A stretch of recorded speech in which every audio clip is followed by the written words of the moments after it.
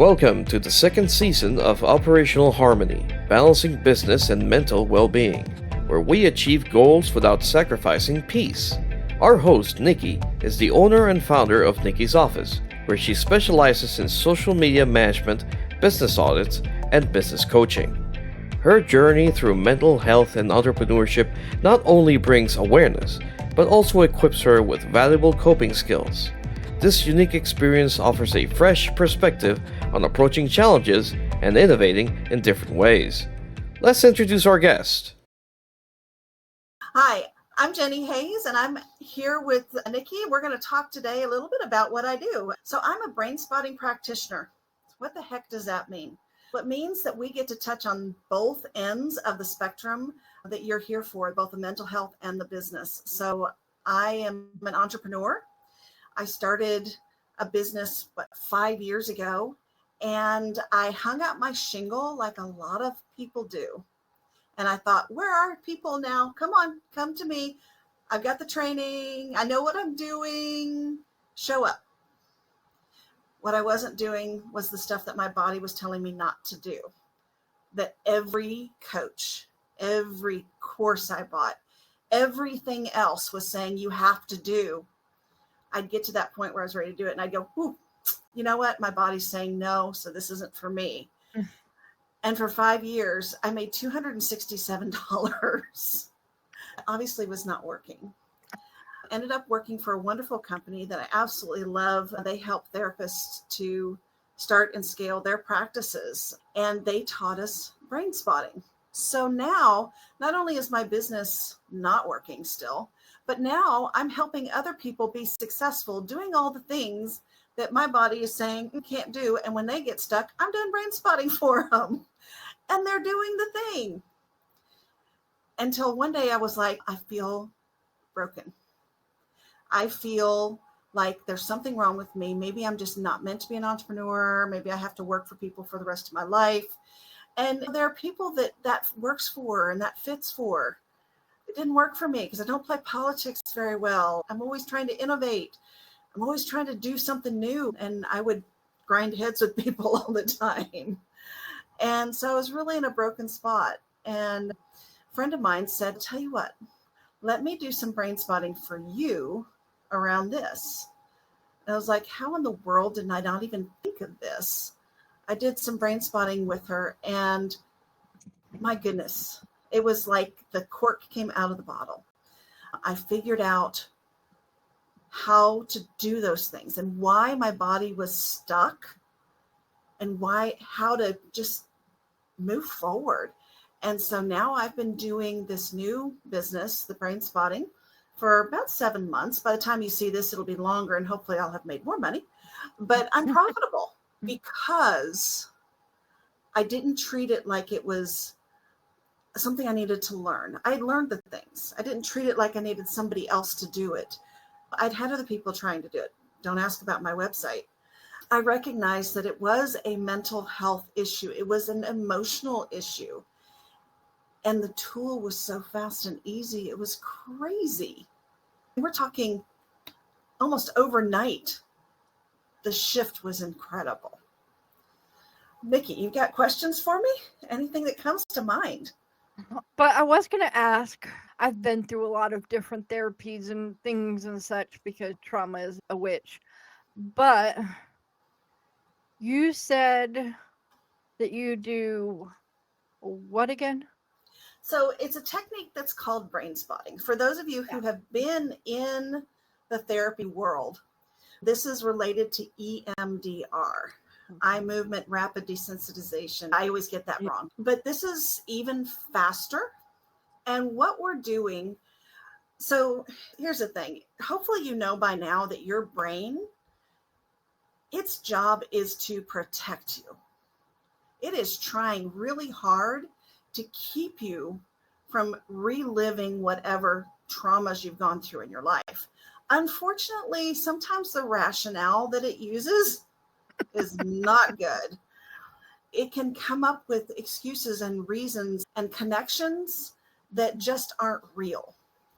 And one of the ways that you know that there's something wrong with the way that your brain is processing something is when you can feel it in your body, because your brain will lie to you, flat out, 100% lie to you.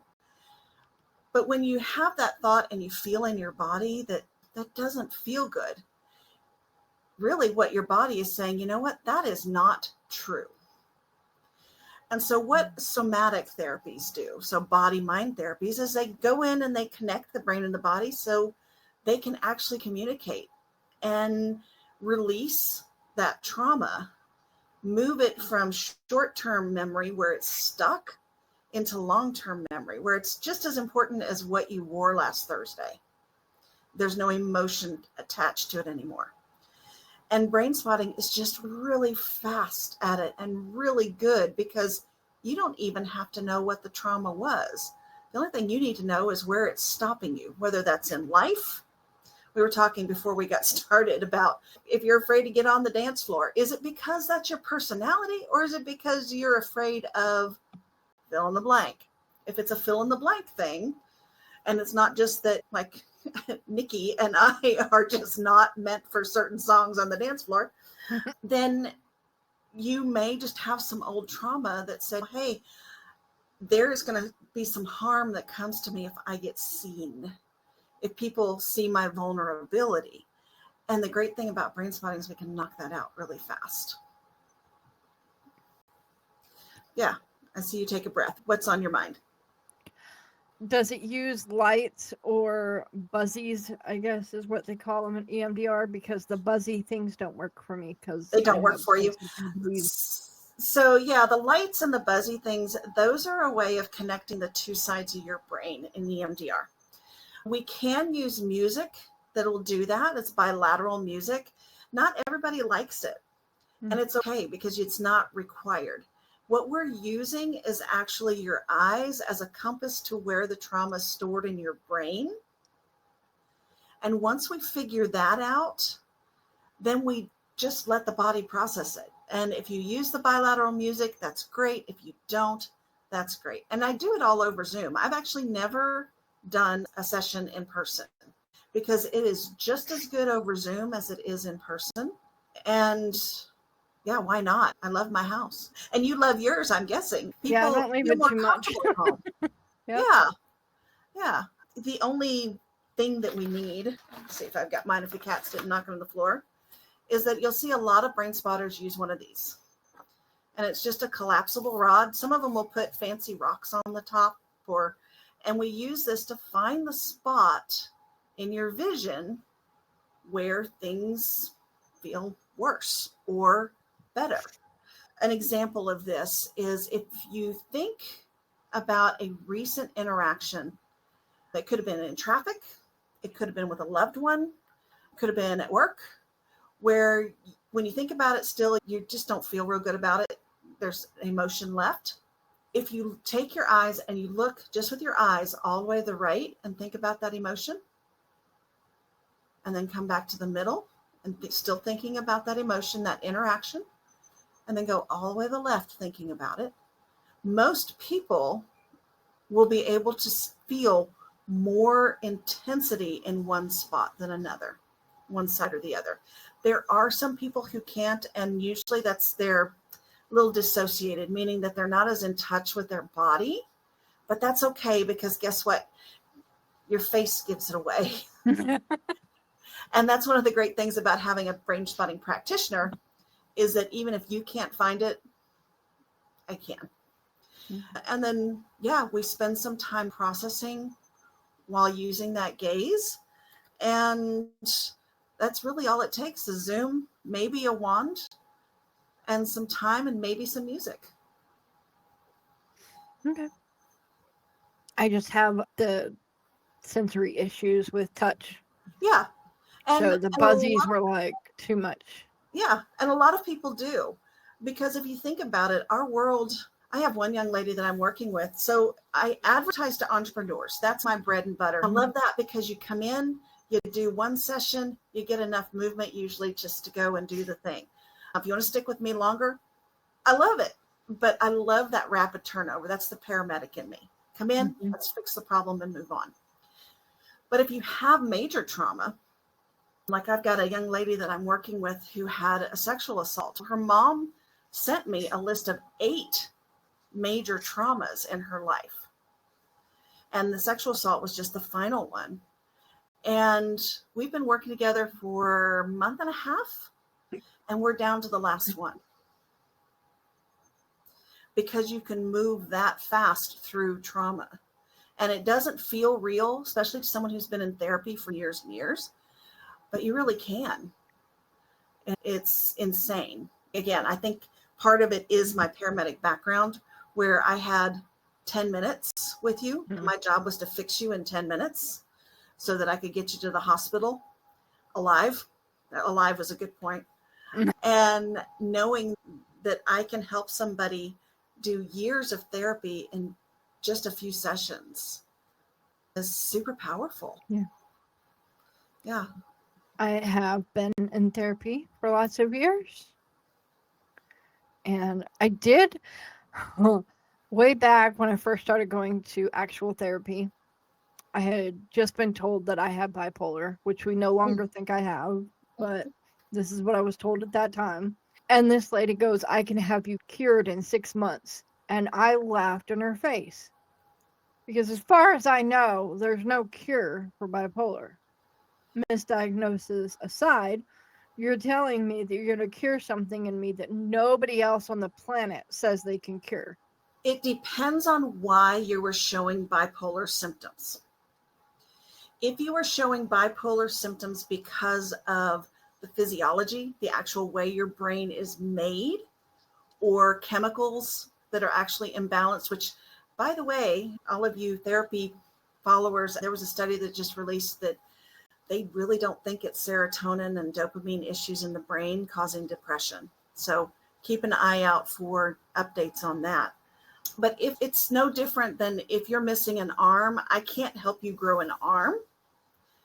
But if you're exhibiting the signs of bipolar, which actually specifically bipolar and ADHD and depression can all be from trauma. So if it's from trauma, yes. That's part of the reason I do a 30-minute free consult, is that we start digging in and we look to see, is this trauma? Is this something we can't do? Because if it's something I can't do, I don't want to waste your time. I don't want to waste your money. I don't want to waste my time and break my heart because I couldn't help you the way I wanted to. But I think there's a lot more out there that is trauma related. I had another young lady who came to me, and for those of you who aren't Christian, apply this as you will to your beliefs. But she came because she couldn't hear God anymore. And her mom was really worried because she was acting depressed and she was just really overwhelmed. She's in medical school. She should be overwhelmed. But the depression was getting so bad that she was having trouble going to class. She was having trouble doing what she had to do. And she's brilliant. She's a brilliant young woman. And so we did a session around her fear that she wasn't connecting to God anymore. And when I followed up with her, mood was so much lighter. You could feel a lightness in her. And when I asked her about the depression symptoms, she was like, not really at all. And then she had mentioned that she had gotten some direction from God on some things. Depression like that, yeah, we can deal with it. Situational depression, sometimes we can take the edge off of it enough until the situation goes, because you make connections. That's talking to a friend of mine today that just had some brain spotting done. And she realized that the combination of situations in her life triggered a trauma that had been around since she was little, because she's in a financial bind right now and her dad is sick and she was afraid she was going to lose him. And when she was younger, her dad had left the home and they were in a financial bind because dad had left home. And so she was like, wow, I didn't realize that's where that overwhelm, that feeling of depression, the situational depression came from. Many of your listeners may realize that when we suffer things like depression, it actually changes our brain structure. And so sometimes it will take a little longer to do the brain spotting when someone's depressed to pull them out, sometimes it'll knock it out right away. It just really depends on how long you've been in it, what the traumas are, how many there are. Because I wish I could say that we all just have one trauma, but when you're a kid, oh my gosh, the things that become traumatic to you that hang in your brain and wait there for you, kind of like little monsters to jump on you, are huge. There's so many of them because we do the best we can. Our brain does the best it can. Because the list my therapist has is a lot longer than 8. But that's good because that means that you are uncovering them. So that's a good thing. Yeah, I have a really great therapist. Love her to death. Awesome. And I will make the connections. Like something happens and I'll be like, oh, that was stupid. How did that connect to that? Because I don't know. My brain is weird and I will find the connections myself. And I'll go to my therapist and be like, you know what? I'm an idiot. And she's, no, you're not. What did you do? And I was like, I did this and this happened. And she's so, yeah, that triggered a nightmare because I'm an idiot and I shouldn't have. I did a thing.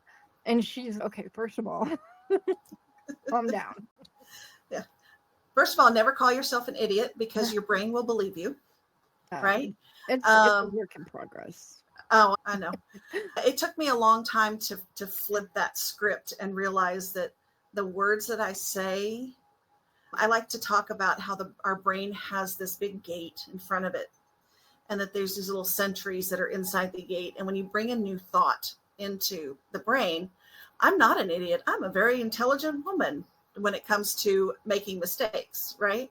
But that comes up to the brain. The little messenger knocks on the door and he says, hey, Nikki says she's brilliant. What do you think? And so the little sentries go back and they look through the old files and they go, no, she says she's an idiot.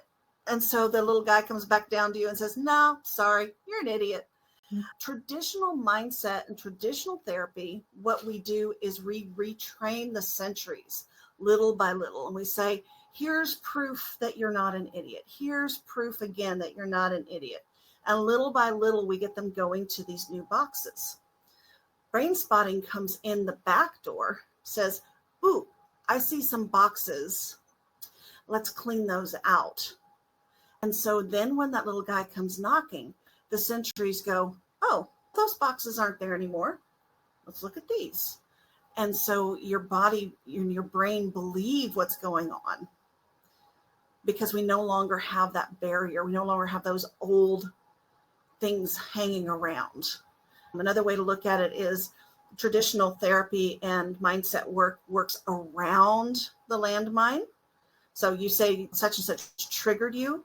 And so it's natural for us to try to avoid the triggers. Brain spotting removes the trigger, so then you can just walk straight through. I don't like saying triggered because then I see somebody with blue hair screaming and yelling at somebody. And that is not what happens. That's not triggered. But that might be another good story. I may have to, another good analogy. For me, when I say it triggered a nightmare, it means that night I had nightmares. And then the next day, I don't remember exactly what my nightmares are. Never have. And I thank whoever for that because that's not something I want to remember. Not in it for that. I have enough flashbacks to deal with. Yeah. Don't need any more of that. But in the morning, I was like, oh, this is connected to what I did yesterday because I haven't had a nightmare in 6 months. So I probably should not have done whatever I did. Yeah. And sometimes that is enough to work through things. Sometimes it is. All we have to do is go, oh, that's a block. Let's just work through it and get around it. Let's just go. A lot of times it's not. Now, you said that you have flashbacks. Do you have visual flashbacks or are they auditory or combination? It's a video. Have you ever played with the video and the way that it's stored? No, I try to make it stop as fast as possible. You up to playing? We can pick something that's not as traumatic. You try something that's not that one, sure. Okay. And listeners can play along too. Okay. So when you think of something mildly traumatic, because we don't want to actually do a full therapy session here. Not So publicly. when you think of that, if you got something in your mind that you can use, and if you need a second, I can give you a second. Okay. If you don't have something in your mind, you're listening, pause it for a second and then come back. Now, when you're seeing that, is it a video or is it a still? Video. It's a video. Is it in color or is it in black and white? This time, Color. Okay. I want you to look at that video and I want you to stop it on whatever scene. Doesn't matter. Okay. Tell me when you've got it stopped. Okay. Now I want you to change it from color to black and white.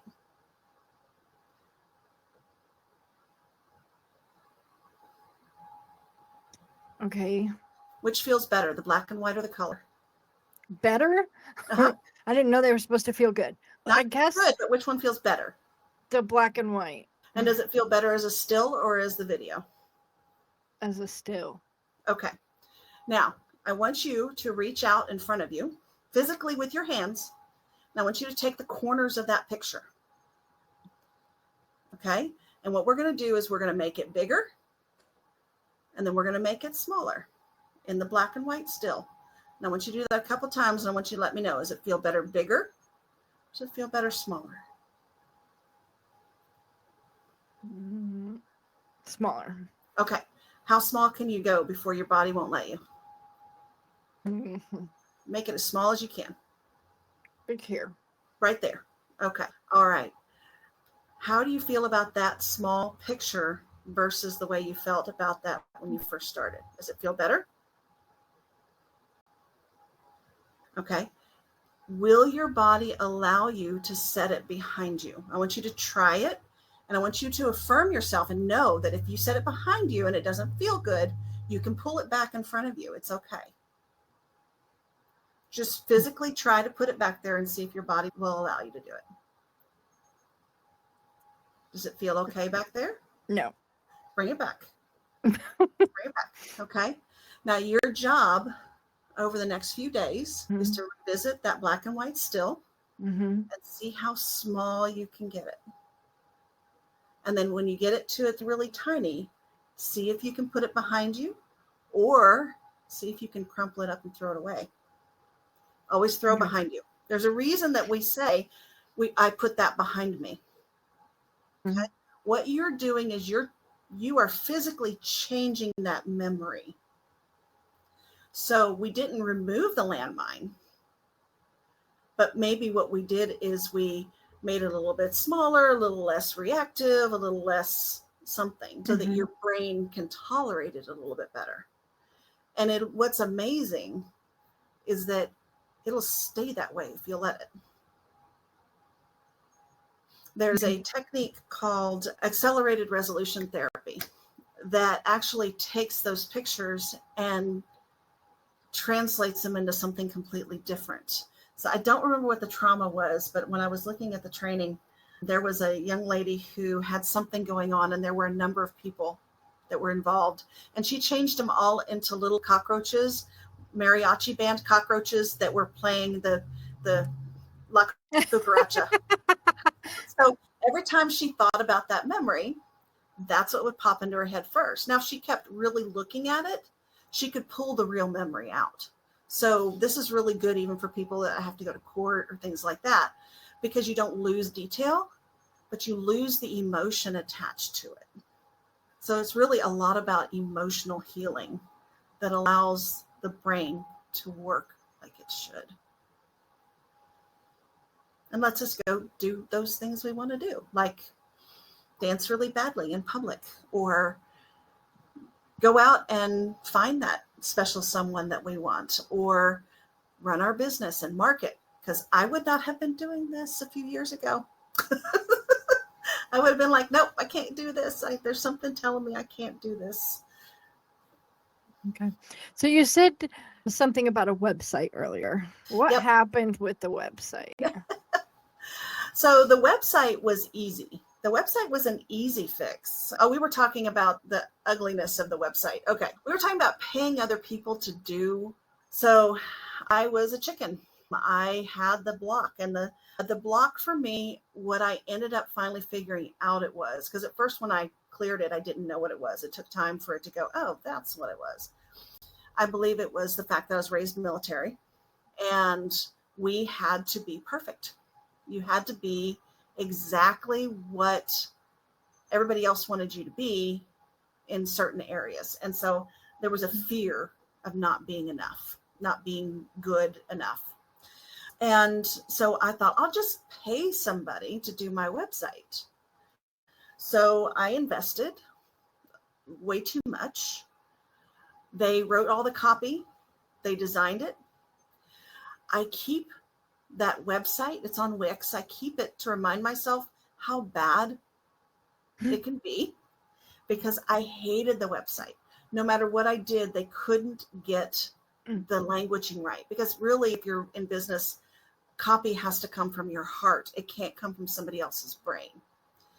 And so, yeah, I paid a steep price. That was just one of the many things that I did, trying to bypass these landmines and say, okay, I don't really have to market my business. I'll let somebody else do it. It doesn't work. It just really doesn't. The other time that my website came into play was a time when I was able to break through the block without brain spotting, without anything other than recognizing it, putting the things together. When I started working for this company, I would help people build their websites all the time. I would help them develop their languaging, all of those things, and help them push the button publish, because you need to publish it or it's just sitting there, right? And it took me 18 months of procrastination to one day realize, it was like, wait a minute, why do I keep procrastinating this when I know it's easy? I know I need a good website out there, because I had long since canceled the other service. I had to pay a full year on that one. That was a nightmare. Like $300 a month. Stupid. I guess it wasn't stupid at the time. I thought it was smart, but I advise people not to make that mistake.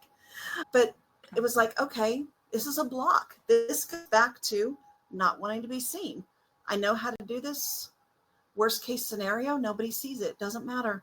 Let's just do it. It took me a day and a half while I was working full time for that company to do my website, because all I needed to do was recognize that yucky feeling. It's just something I have to push through. And sometimes you can, but the marketing piece, the rest of it, I had to have help with that. That is something that I help some people with, is the social media stuff online.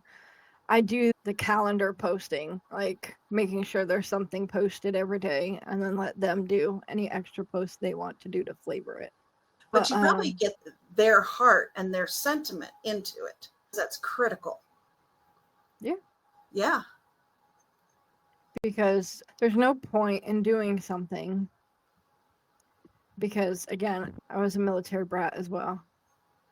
So there's no point in doing something if you're not going to do it. Right. To a point. I do think that when you first start, there is a value to falling on your face a few times. But then as you start to realize this isn't working, figuring out what will work is important. And so there definitely is a place for people to come in and help. But there's a difference between getting help and substituting help because you're afraid, because you have a block.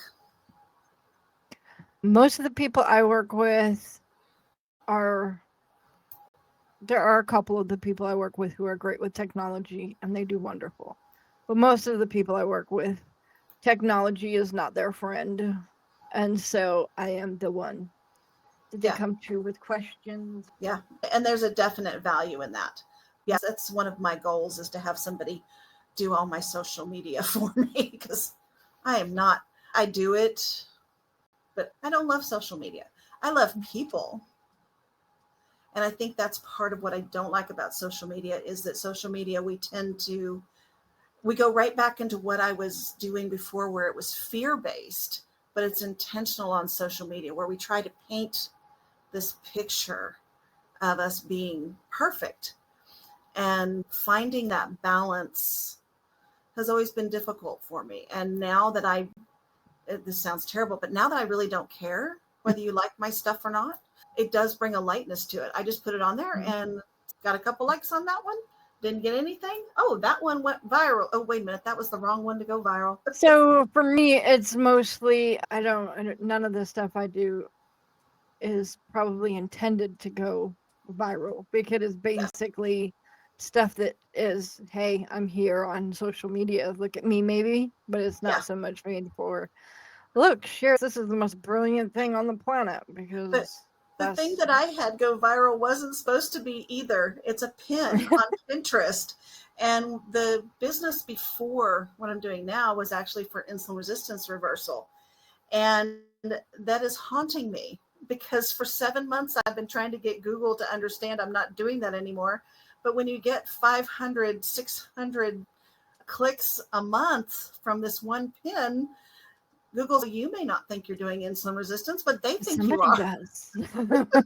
So I just spent the week putting schema all over my website and trying to convince Google, no, really, I've changed directions. I'll still do it, but it's not where I want to be long term. So for your business and others, what has helped you the most to not just break, because you'd have the breakthrough from the brain spotting thing, but then you still have to go and do. I can have a breakthrough all day long. Oh yeah, this goes to that memory. That's why it's bad or whatever. But that doesn't mean I'm going to change the direction of what I'm doing and complete it. So my question is, once you knew what the problem was, how did you go and do? Because a lot of people don't get that. They go, oh yeah, no, now I know what the problem is. I'm golden. Because, no, yeah, this is a different, so this isn't just knowing what the problem is, it's removing the problem. Do I still struggle a little bit with the doing part? Sure, I have ADHD. I'm going to struggle a little bit with it, but there's not the can't do it feeling. And now it's more of okay, I know I have to do this and this. Like when this comes out, I'm going to be promoting it. And it's okay, what are my motivations for promotion? My motivations are, I'd like to have some people find my site, but I also want to return the favor to you for inviting me for this conversation. And so I feel an obligation to you. And this helps me to do the thing. Same thing with the social media right now. It's okay, I have an actual objective. So when I get overwhelmed, flustered, when I want to pull back, because I've had so much brain spotting, I say so much, I've had about 8 or 10 sessions in the last 2.5 years, but because I've had so much brain spotting around things like this, I know that if I just stop for a minute and ask myself the questions that my body and my brain told me I need to ask, which is, okay, are we stuck because we don't know where to start? Where do we start? Are we stuck because there's something about it that doesn't align with who we are that we need to fix? Or do we not need to be doing this at all? And if so, what are we going to do instead? And this is not something that you can really, you can apply it for yourself. But the answer is actually inside of you. Your brain and your body will give you those tools to know, okay, this is what I do. A friend of mine now did her brain spotting, and it was really funny because we do the brain spotting, and through the thing, we started off because she was irritated because I'm overwhelmed. I don't know how to promote myself. I feel like I'm going 80 different directions. What do I do? So let's do the brain spotting on it. So we do the brain spotting, and in the session, she says, I just need to write a book. If I write my book, it'll all become clear. And this was actually fairly early in the session, not like it usually is about halfway to 3/4 that you get the click. But she got the click really early, and then we just kept processing some things. She came back for her follow-up a couple weeks later, and she said, I don't want to talk about brain spotting right now. I don't even know if it worked. but I got to tell you what's going on. So I'm on chapter 7 of my book, and this is what I'm doing, and this is who I'm marketing to, and this is how I'm doing the marketing and all of this. So I don't know if brainspotting did anything for me or not. And so I said, hold on, let me get your transcript. And so I go back to her transcript, and I said, if I can just write my book, I'll know what I need to do. And so her brain and her body knew what she needed to do. She'd already had the education. My gosh, how many free YouTube videos, how many courses, how many coaches, how much money and time and effort have you spent learning about business? Your brain already has all of that in there. You just need the freedom to know exactly where you need to be. Yeah, I think that for brand newbies who've never taken a course and never watched a YouTube video, you need a course, you need a video. Don't spend $10,000 on one like I did. I have that t-shirt. First one was 6 months for $10,000. I was going to be on the beach with my laptop working 1 day a week. Does it look like I'm doing that? I know it's blurred. I don't see a beach behind me. I see a guitar behind you. Yeah. And a cat tower, but there's no sand. No, the walls are kind of ocean colored on purpose. Yeah. So I've been there. Don't spend the $10,000 up front. Find somebody to mentor you. Find a coach that is not going to charge you an arm and a leg. I would say if you're brand new to business, I wouldn't spend more than about $5,000. Your first one. And if you can get it under $3,000, do it. Make sure that they've got a lot of great testimonials, and learn, and go on YouTube and absorb as much as you can.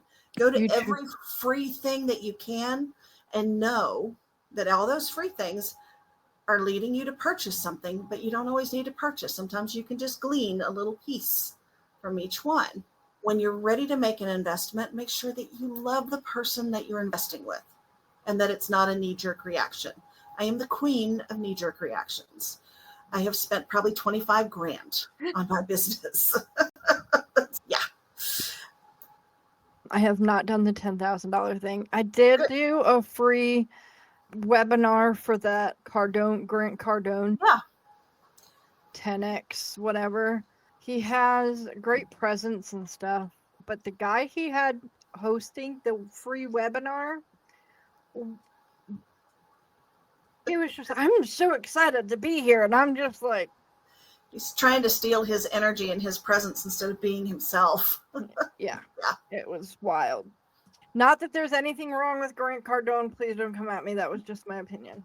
No. And you were complaining about Grant Cardone. You were complaining about the guy that was hosting. So. Exactly. Like I said, don't come at me. It's whatever. And I do have a friend who is certified to teach his stuff. And yeah, I have no issues. It was just the guy was just wildly not himself. Yeah.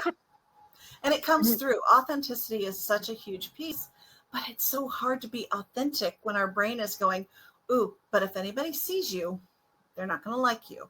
Or if you don't act this way, which is probably what was going on in his brain, is that the only way that I will be like Grant Cardone is to steal Grant Cardone's energy. And he would have been so much more effective if he just would have been himself, even if he was not as bouncy and not as loud, or you would have appreciated. So as somebody who has a lot of trauma, when I look at people, I see the truth of them. And I don't mean that makes me a psychic or any of that BS, because I am not woo-woo, okay? There's no woo-woo here. But what it is, I have been through a lot of experiences that make me go, is your face real? Or do you have a mask up that is fake? And is it because you've been through trauma? Or is it because you're the Wicked Witch of the East and there's a problem? And so I see that. And so I saw he's just, I don't know what it was about him. He just didn't seem authentic to me.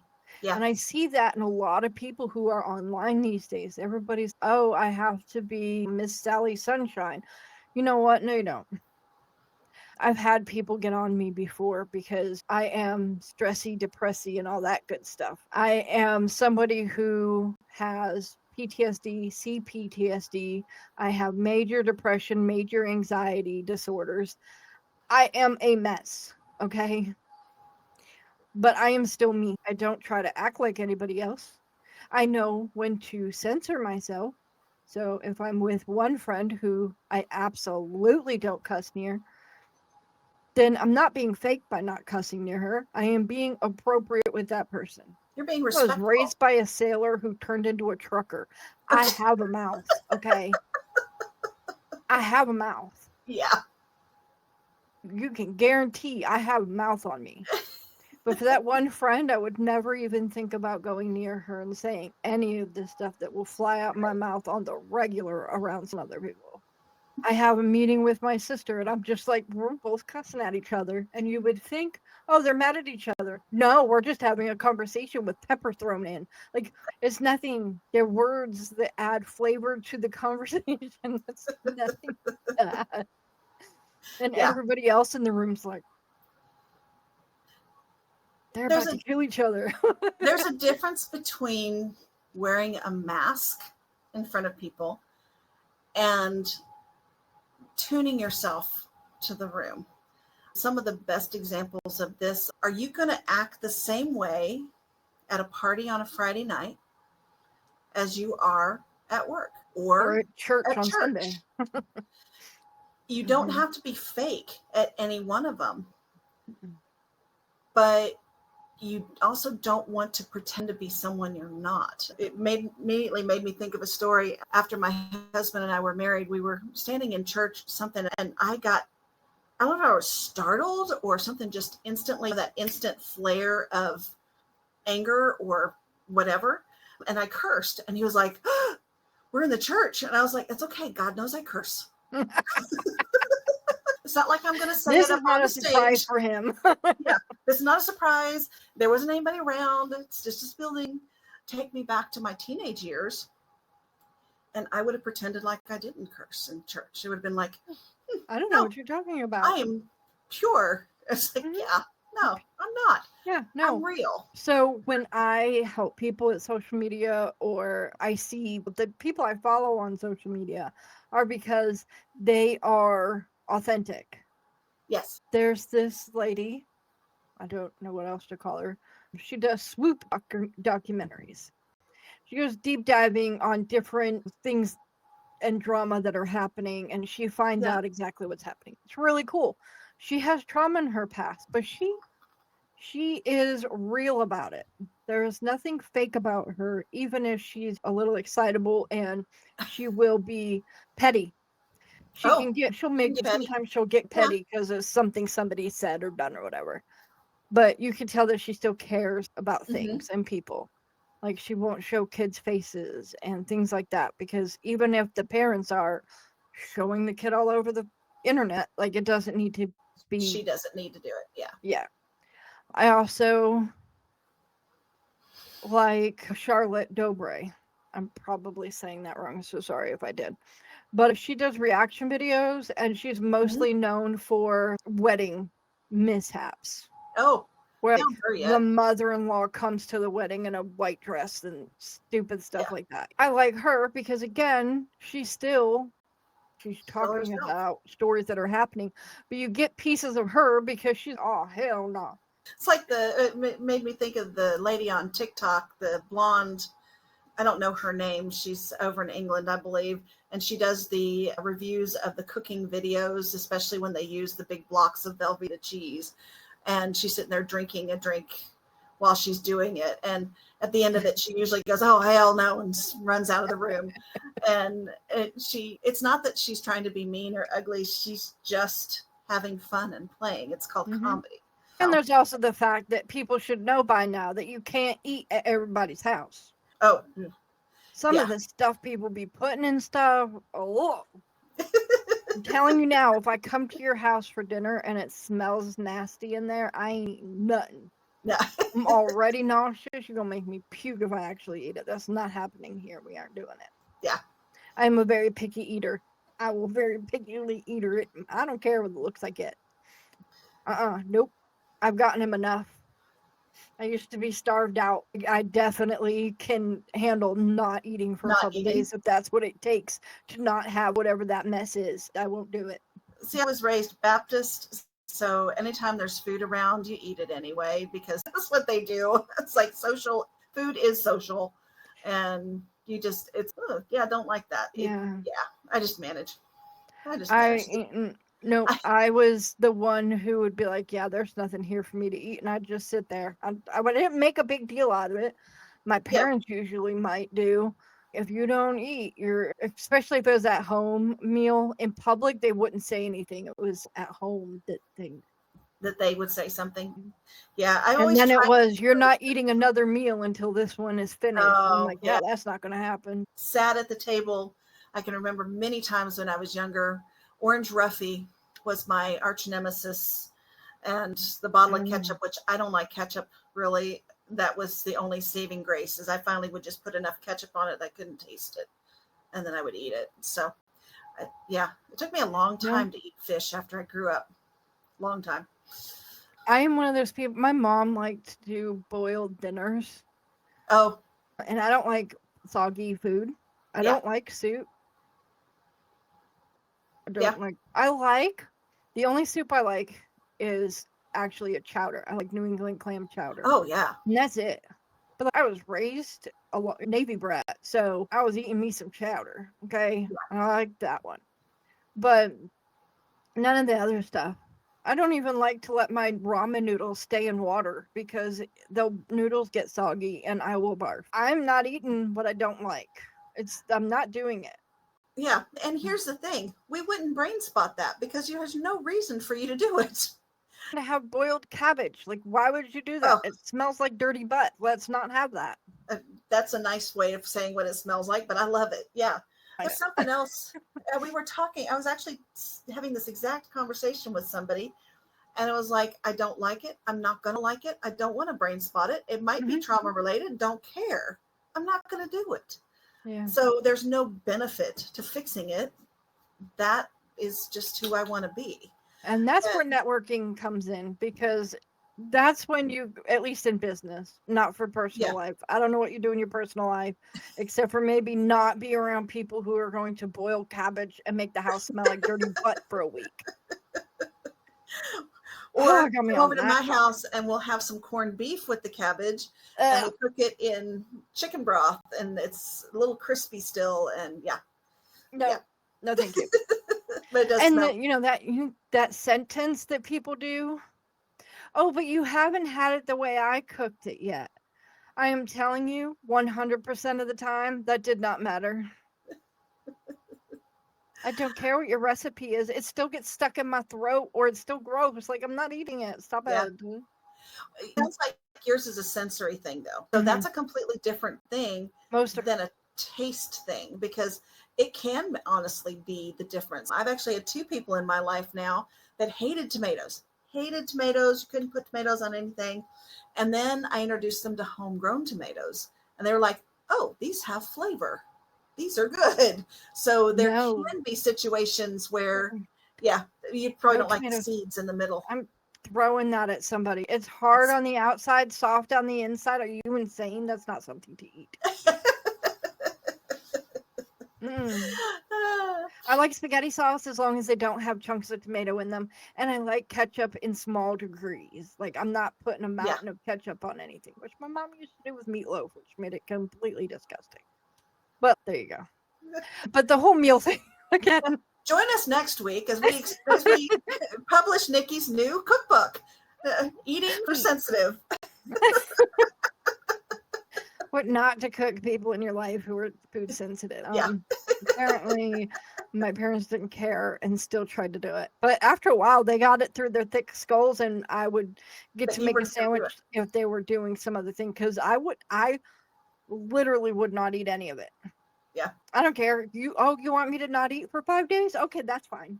I just took over cooking, and that solved that problem. I think I was 11 when I started cooking, and it was like, okay, you guys are going to cook this way. I'm going to learn. And I figured it out and started doing it.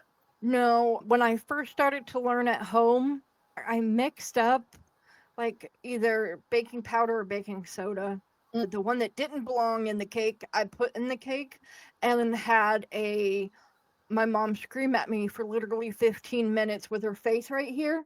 So I was like, yeah, I'm not going to learn how to cook here. And then I learned how to cook in a restaurant on a line, which was interesting. And so I would cook for people, and then people got picky. Oh, you didn't put salt and pepper on this? No, you're supposed to do that yourself. Oh, then you're supposed to do that. Oh, you didn't do this. Why didn't you do this? And so now I have panic attacks trying to cook for more than just me. So we could brainspot that one. That's easy. That is a trauma. That is stupid. People need to leave me alone. But do you want to fix it? No, and that comes in the question. Is that something that you want to do? I don't want to cook. Okay, then you don't want to brainstorm. Okay. Now that we are wildly off topic Yeah. and not what I was fun. trying to do at the beginning, I swear I had a point, but it's mainly that look, you can have macaroni and cheese, and most people will be like, yes, I will eat that, right? But some people can't cook it to save their life. Me, I'm not cooking for massive amounts of people, and I do know a way to cook it, but I know that there are better ways to cook it. And that actually billion different things ties all the way back, doesn't it? The big point is that where networking comes in, as I was trying to say, is for those things with your business, you network out and you find somebody like me who can help you with your tech and social media and a bunch of other stuff, because I cannot do one thing or I will rip all my pretty hair out, and that's not a good thing. If you haven't been on her website, you need to go see all the stuff that she does. I was blown away. You reach out to somebody like me to get the help that you need with the different things that you need help with. Some people want a super specific coach that does one super specific thing. Go find them. Yeah. You can find a coach that will teach you how to poo correctly. Apparently, I don't know, you could do anything if you set your mind to it on the internet, apparently. Okay? Don't go looking. It's not a good space.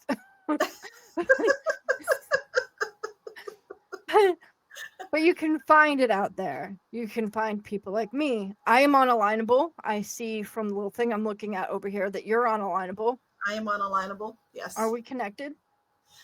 I think so. Okay. I think that's actually how we ended up here.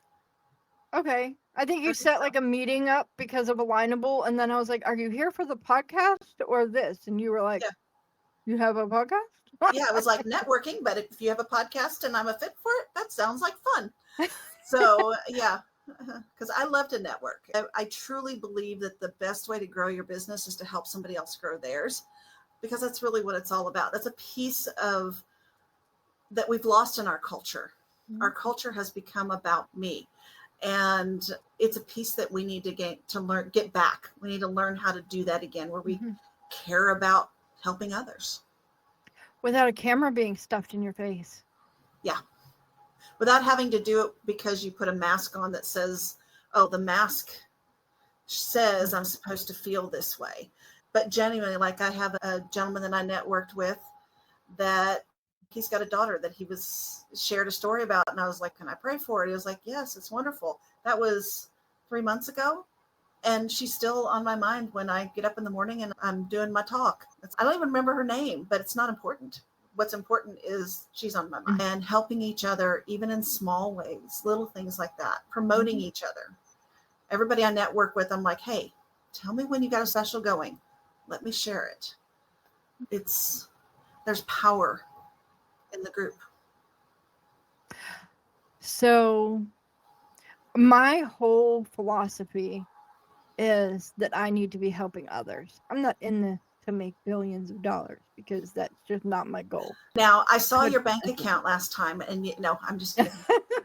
Look, if you saw some zeros on there, I would like you to hand me your glasses, because I don't see them. Were they after the period? Is that where I saw them? Probably. This is not England where we put the period instead of the comma. Oh. That period means there's no zeros. I was going to ask you to give me some after this. But I help in some of the groups that I'm active in. I will help whoever, if somebody comes in and says, hey, I need help with this, I'm helping that person. Yeah. I don't need to be paid every single time I do a small little task for somebody. Not that I'm going to just start helping everybody and their brother who comes out of the woodwork because I said that. Not the point. Yeah. But for me, a lot of my identity is tied into helping others because I didn't always have the help.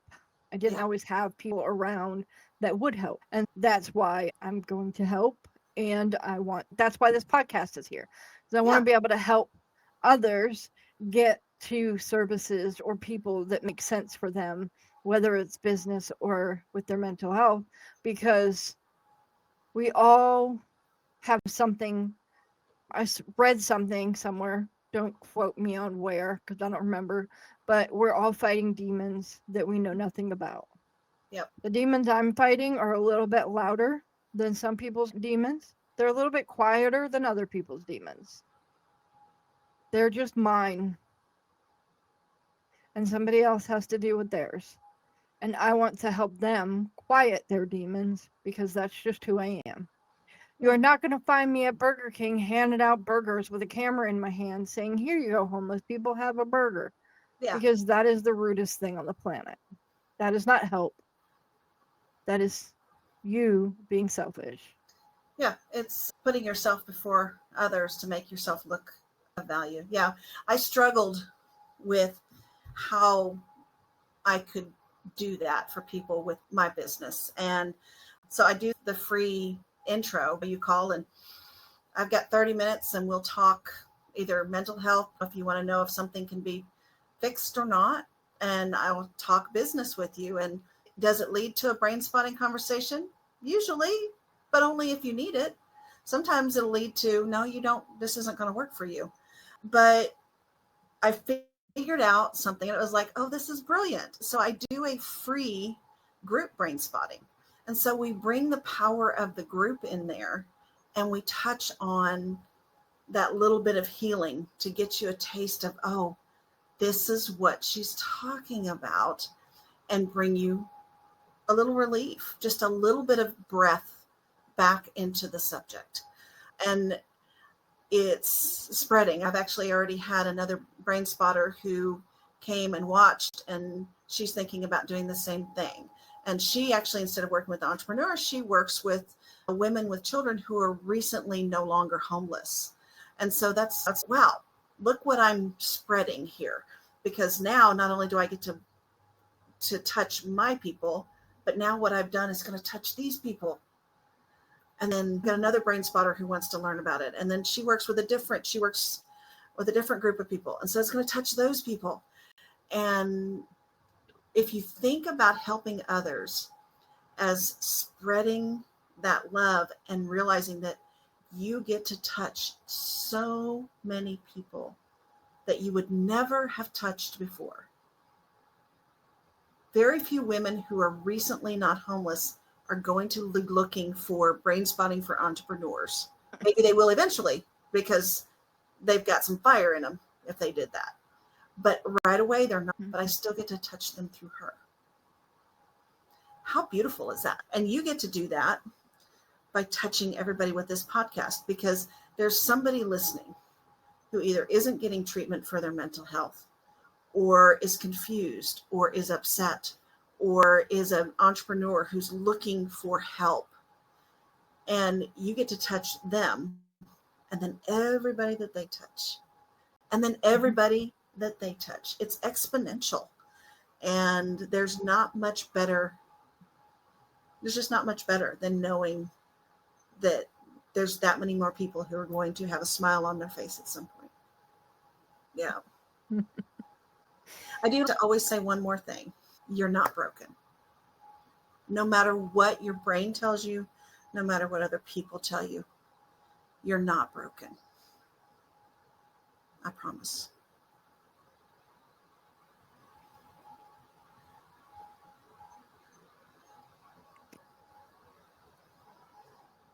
Thank you for being on the podcast.